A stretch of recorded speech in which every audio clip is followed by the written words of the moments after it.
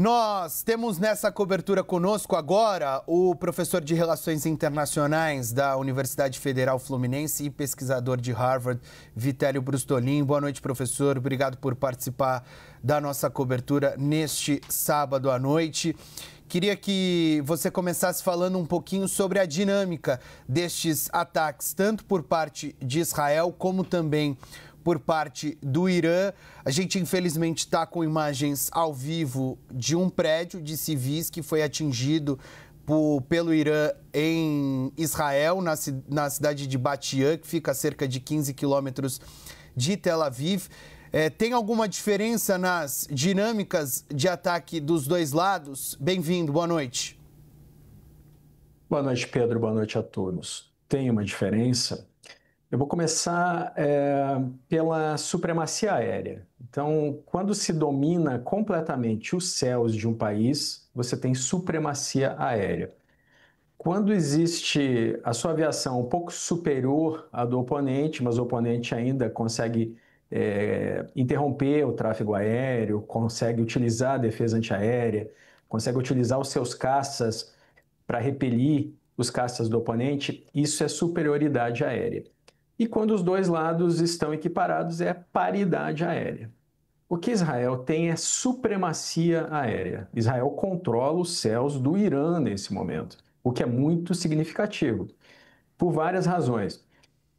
Primeiro, Israel tem uma aviação muito mais moderna, furtiva, os F-35 são furtivos e muito mais mortal do que a do Irã. O Irã tem o Sukhoi, o Su-24, o F-14, que é um avião antigo de quando o Irã ainda tinha alguma relação diplomática com os Estados Unidos, ainda era um aliado antes do regime dos ayatollahs tomarem o poder em 1979. Por que eu estou dizendo isso? Porque, veja só, Pedro, o Irã tem utilizado mísseis, especialmente mísseis balísticos, que são mísseis velozes, eles sobem até uma camada da atmosfera, uma camada superior, e tem uma trajetória descendente, faz uma parábola no ar. Esses mísseis vão levar de 10 a 12 minutos para chegar em território israelense, por causa da distância entre os dois países. A maior parte das cidades tem em torno de 1.500, 1.600 quilômetros de distância. Isso em linha reta. Enquanto isso, Israel tem bombardeado o Irã com seus caças. Então, é muito significativo porque, por exemplo, para alvejar a infraestrutura nuclear do Irã, Israel tem que usar bombas que são levadas por caças. Então, em geral, Israel tem o GBU-28, que penetra 20 metros no solo antes de explodir, e o GBU-72, que é uma bomba produzida nos Estados Unidos, que penetra 30 metros no solo antes de explodir, uma bomba de 2.300 quilos. Essa bomba, há relatos de que ela foi sim entregue a Israel e ela é adaptada nos caças F-15 de Israel. Já o Irã não tem essa capacidade de alvejar o espaço aéreo de Israel com seus caças, então tem lançado mísseis.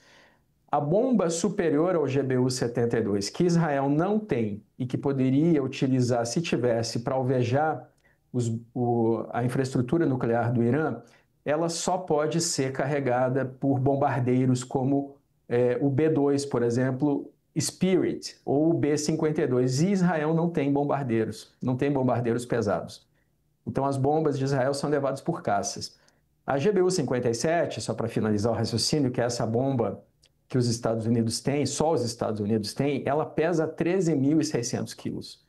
Então, Israel, se tivesse essa bomba, ele poderia alvejar o sistema do Irã, a infraestrutura nuclear é até 60 metros de profundidade. Então, a dinâmica dos ataques é diferente, sim, primeiro por causa dessa diferença de tecnologia e de equipamentos que os dois países possuem, mas também porque dentro do Irã estão infiltradas forças de inteligência de Israel, as forças do Mossad, que sabotaram o sistema de defesa antiaérea do Irã, que restou depois dos ataques do ano passado. Então, nesse momento, o Irã está sem o escudo, é por isso que Israel tem supremacia aérea nos seus céus, Pedro. Professor, queria que você falasse um pouquinho também com relação aos objetivos dos ataques. Israel tem atingido infraestruturas, por exemplo, de petróleo no Irã, que é a principal fonte econômica do país, enquanto o Irã tenta, de certa forma, desgastar o governo do primeiro-ministro Benjamin Netanyahu, atingindo áreas eventualmente como essa aí em Batian, onde vivem civis. Até que ponto estes dois ataques podem atrapalhar os dois governos? Bom, primeiro, isso que está acontecendo é uma guerra. É bom que a gente deixe isso bem claro. A guerra ela não precisa ser formalizada ou declarada para ser uma guerra. Aliás, desde da Segunda Guerra Mundial, desde o final da década de 1930, os países não declaram mais guerras uns aos outros porque receberiam prejuízos no direito internacional. Isso é uma guerra aberta, os dois países estão se atacando abertamente, e essa guerra não começou hoje, antes ela era uma guerra indireta, que o Irã usava seus grupos terroristas financiados para atacar Israel, e Israel atacava os cientistas do programa nuclear do Irã e a infraestrutura nuclear do Irã com sabotagens. Então, isto que está acontecendo é uma guerra, e toda guerra é uma extensão da política por outros meios, ela tem objetivos políticos, como você bem perguntou, Pedro. Os objetivos de Israel são claros. Israel não quer que o Irã tenha um programa nuclear para a produção de armas nucleares, mas não são só esses. Israel também atacou o alto comando da Guarda Revolucionária Iraniana, que é a guarda que mantém o regime no poder. O regime dos ayatollahs está aí há 46 anos, ele é muito impopular dentro do Irã, mas ele se mantém com o uso da força. É uma ditadura teocrática. Quando Netanyahu fez um discurso em persa se dirigindo à população do Irã, ele disse, olha, eu estou limpando o caminho para vocês, agora depende da população iraniana, você vai querer, depois que os ataques arrefecerem, tentar derrubar esse governo. Não faz muito tempo caiu o governo do Bashar al-Assad na Síria, que era um aliado desse governo do Irã e também um aliado da Rússia, e caiu por diversas razões. A Turquia está envolvida, os Estados Unidos e também Israel. Agora, toda a questão aqui é que os objetivos de Israel, portanto, começam pela infraestrutura nuclear, mas passam por um objetivo de talvez mudar o governo, mudar o regime. E todo mundo que estuda Irã acredita que se os ayatollahs caíssem, quem assumiria o poder seria a Guarda Revolucionária do Irã, ou seja, se tornaria uma ditadura militar, não necessariamente teocrática. E aí, só para finalizar, Pedro, o Khamenei, que está no poder agora, ele tem 86 anos, não tem um sucessor e não pode fazer seu filho sucessor a princípio, porque esse regime dos ayatollahs fez uma revolução contra a monarquia do Pahlavi, que existia antes, até 1979. Aí vou só dizer que os objetivos do Irã, nesse momento, são apenas revidar. O Irã não tem como influenciar na derrubada do Netanyahu, porque embora o Netanyahu tenha oposição forte em Israel nesse momento sobre Gaza, 70% da população é a favor de terminar a guerra em Gaza cedendo ao Hamas, ou seja, recebendo de volta os reféns, mas sem continuar, sem manter as ocupações de Israel dentro de Gaza, a população de Israel é majoritariamente favorável a que Israel ataque o programa nuclear do Irã, porque o Irã abertamente é um inimigo de Israel e pode tentar a destruição desse país, Pedro. Agora há pouco a Mari Katas, que é editora de internacional aqui da CNN, trouxe detalhes da conversa do presidente dos Estados Unidos, Donald Trump, com o presidente da Rússia, Vladimir Putin. Até que ponto estes dois líderes internacionais podem influenciar para reduzir a escalada da tensão no Oriente Médio? Até que ponto este diálogo pode contribuir para a redução dos ataques entre Israel e Irã?